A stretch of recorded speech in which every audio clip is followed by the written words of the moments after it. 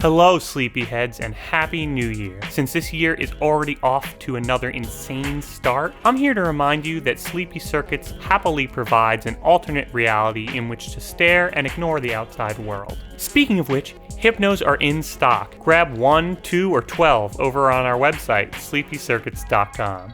In case you missed it, Redmeans Recording posted an awesome, in-depth video about the Hypno on his YouTube channel. Heinbach also used the Hypno in a recent killer techno jam, and Andrew Huang posted some mind-bending visuals on his Instagram. We are honored to be featured by these absolute legends. We highly recommend following their channels. They have some of the best synthesizer content around.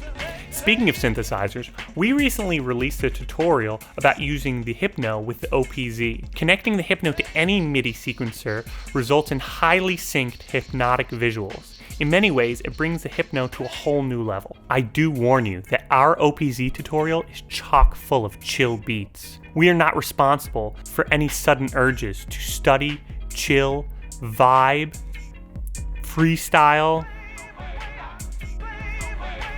Chill beats.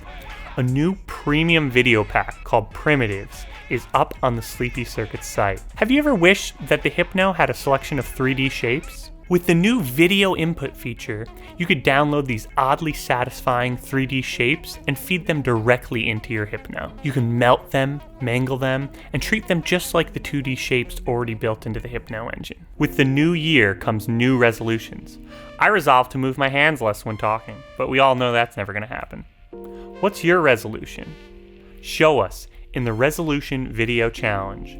Post a piece of video art on Instagram with the hashtag #ResolveToSleep and @SleepyCircuits. The piece should be inspired by the varied definitions of the word resolution. As always, you can make the video on the Hypno or with whatever other hardware or software you have. The winner will receive a Sleepy Circuits t-shirt.